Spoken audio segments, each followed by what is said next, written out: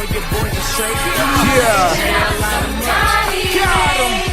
From heaven above with wisdom, power, and love. Our God is awesome. Our God is awesome. Let's go. Hey. Yeah.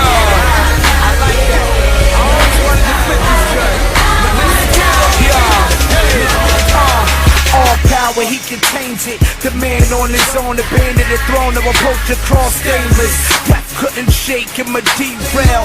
3 nails could pierce but couldn't break him or make him appear taken away from his mere nature. Thank God it's Tuesday, and I hope you're enjoying the Tuesdays that we bring you. Every Tuesday we're bringing you a little something, a little inspiration, just a little encouragement to get you going. One thing I was thinking about today, before I get going on the encouragement, let's not forget our partner across the street, Starbucks. We always like to give them a little plug. But one thing I was thinking, excuse me, this morning is a lot of people ask me, Louie, let me ask you a question. You seem very fortunate. How were you able to get a dealership by the time you were 35 years old? I mean, you know, my dad's a roofer, not in the car business. I mean, really, when you look at it, and I always blame all of my success on God first and foremost, but I will tell you there is something that I can truly look back on, and it's called the Law of Seperation. And I don't know that I've read it somewhere. It's almost something I feel I've created, and I'll give you something to Google when we're done with this video because I think you should check it out. But the Law of Separation is really simple.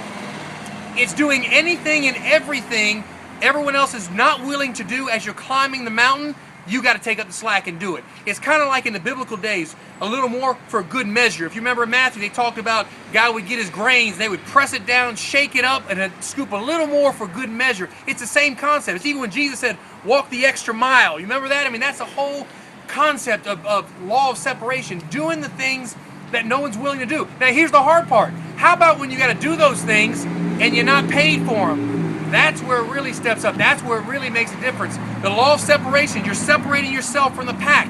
You're looking at everybody on your staff, on your team, not in an arrogant way, but what are they not doing? Because whatever they don't do, that's your time to go do it. You do it with no compensation. You do it from the heart. You do it because you love it. You do it because it means something. And here's the thing. What you don't realize is when you do that, you actually make an investment in yourself.